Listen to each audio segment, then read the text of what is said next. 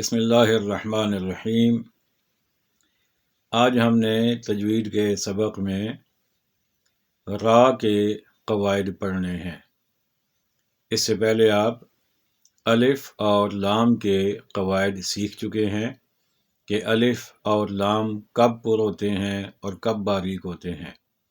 آج ہم نے را سے متعلق قواعد کو سیکھنا ہے۔ تو یاد رکھیے کہ جب را کے اوپر زبر آ جائے یا پیش آ جائے یا دو زبر آ جائیں یا دو پیش آ جائیں یا کھڑا زبر آ جائے تو را پر پڑا جائے گا۔ پھر سن لیجئے، را کے اوپر زبر آ جائے، دو زبر آ جائیں، پیش آ جائے، دو پیش آ جائیں اور کھڑا زبر آ جائے تو را پر پڑا جائے گا۔ یا را ساکن ہو اور اس سے پہلے حرف کے اوپر زبر یا پیش ہو تو اس صورت میں بھی را کو پر پڑیں گے۔ اب را باریک کے صورت میں ہوگا، را کے نیچے زیر ہو یا دو زیریں ہوں یا کھڑا زیر ہو تو را باریک ہوگا۔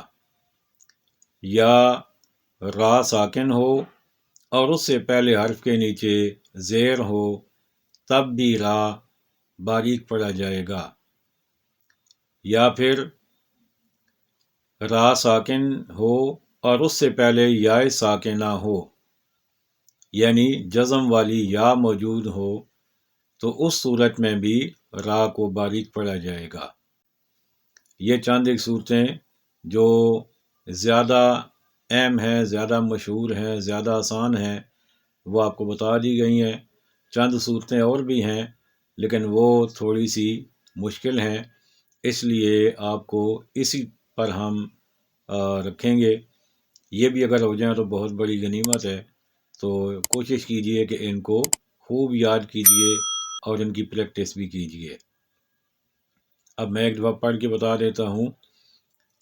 را، رو، رن، رن، را، یہ پر کی صورتیں ہیں۔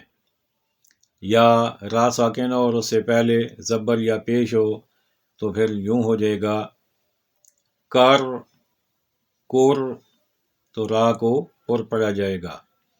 لیکن ایک بات ہمیشہ ذہن میں رکھیے گا کہ بعض ہمارے دوست احباب را کو پر کرنے کے لیے اپنے ہونٹ گول کر دیتے ہیں، تو یہ بالکل بھی درست نہیں ہے۔ ہونٹ گول ہوں گے صرف دو چیزوں پہ، پیش ادا کرتے ہوئے یا واو ادا کرتے ہوئے۔ را کو پر کرنا ہے، زبان کو اندر سے تھوڑا سا سکیڑنا ہے، اس سے را پر ہوگا۔ را، رو، رن، را، رن، کر، کر، اس طرح۔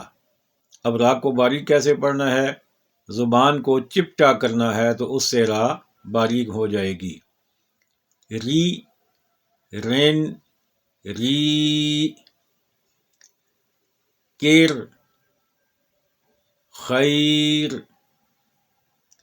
تو یہ چند ایک صورتیں ہیں جن میں را کو باریک کی کر کے پڑھا جائے گا۔ اللہ تعالیٰ ہمیں سمجھنے کی توفیق عطا فرمائے۔